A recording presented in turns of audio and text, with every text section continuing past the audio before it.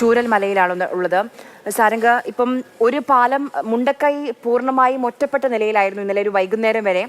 അത് കഴിഞ്ഞാണ് താൽക്കാലിക പാലം നിർമ്മിച്ച് അവിടേക്ക് രക്ഷാപ്രവർത്തകർക്ക് സൈന്യത്തിന് എത്താൻ കഴിയുന്നത്. പക്ഷെ അപ്പോഴും അവിടെ നിന്ന് ആളുകളെ തിരിച്ച് ഈ ഒരു സുരക്ഷിത സ്ഥാനത്തേക്ക് കൊണ്ടുവരിക അതേറെ പ്രയാസകരമാണ് ഇപ്പോഴും. അപ്പം അതിനുള്ള സംവിധാനങ്ങൾ, അവിടെ കുടുങ്ങിപ്പോയ മനുഷ്യർക്ക് ഈ ഭക്ഷണമടക്കം എത്തിക്കാനുള്ള സംവിധാനങ്ങൾ അതേത് രീതിയിലാണ് സാരംഗം?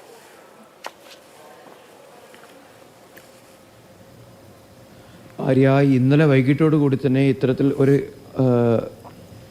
വ്യോമസേനയുടെ അല്ലെങ്കിൽ നാവികസേനയുടെയൊക്കെ തന്നെ ഇത്തരത്തിലുള്ള ഹെലികോപ്റ്ററുകളും മറ്റ് സജ്ജീകരണങ്ങളുമൊക്കെ തന്നെ ഇത്തരത്തിൽ ചൂരൽമലയടക്കമുള്ള പ്രദേശത്തേക്ക് എത്തിച്ചിരുന്നു.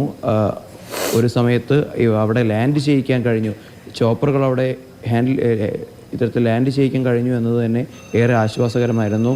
പിന്നീട് കാലാവസ്ഥ പ്രതികൂലമായതിനെ തുടർന്നാണ് പിന്നീട് അവർക്ക് ഇവിടെ നിന്ന് അല്പം സമയത്തേക്ക് മാറി നിൽക്കേണ്ടി വന്നത്. സ്വാഭാവികമായും ഹൈ റേഞ്ച് ആയതുകൊണ്ട് തന്നെ മൂടൽമഞ്ഞടക്കമുള്ള ഏറെ പ്രതികൂല ഘടകങ്ങൾ അവിടെ നിലനിൽക്കുന്നുണ്ട്. ഇന്നിപ്പോഴെന്തായാലും അത്തരത്തിലുള്ള ഒറ്റപ്പെട്ട് കിടക്കുന്ന സ്ഥലങ്ങളിലുള്ള ആളുകളെ ചോപ്പറുകളിൽ നിന്ന് നിരീക്ഷണം നടത്തിയതിനു ശേഷം അവിടെ നിന്ന് രക്ഷിച്ചെടുക്കാനുള്ള ഒരു സാധ്യത നിൽക്കുന്നുണ്ട്. അതുപോലെ തന്നെ പ്രത്യേക പരിശീലനം കിട്ടിയിട്ടുള്ള വിവിധ സേനാ വിഭാഗങ്ങളുടെ ആളുകളൊക്കെ തന്നെയുണ്ട്. അവരുടെയൊക്കെ തന്നെ പ്രധാനപ്പെട്ട ചുമതലകൾ വഹിക്കുന്ന ആളുകളൊക്കെ തന്നെ, അവരുടെ ഏകോപന ചുമതലകളൊക്കെ തന്നെ വഹിക്കുന്ന ആളുകളൊക്കെ തന്നെ ചൂരൽമലയിലും പരിസര പ്രദേശങ്ങളിലൊക്കെ ആയിട്ടുണ്ട്.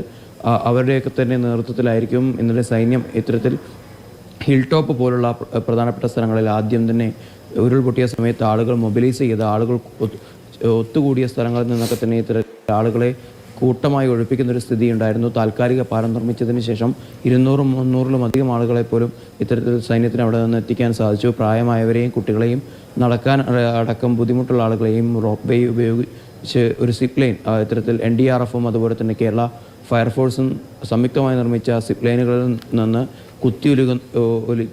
ഒഴുകുന്ന പുഴയ്ക്ക് മുകളിലൂടെ കടത്തി കരയ്ക്ക് എത്തിക്കാൻ സാധിച്ചു. അവരെ പരിസര പ്രദേശങ്ങളിലെ ആശുപത്രിയിലേക്ക് എത്തിക്കാൻ സാധിച്ചിരുന്നു. എന്തായാലും ഇന്ന് ഒറ്റപ്പെട്ട് നിൽക്കുന്ന ആളുകളെ കേന്ദ്രീകരിച്ച് തന്നെയായിരിക്കും പ്രധാനമായും രക്ഷാപ്രവർത്തനം. ആദ്യം അവർക്ക് ഇത്തരത്തിൽ അവരെ രക്ഷിച്ചെടുക്കാനുള്ള ശ്രമം ദുഷ്കരമാണെങ്കിൽ അവർക്ക് അത്യാവശ്യം വേണ്ട ഭക്ഷണം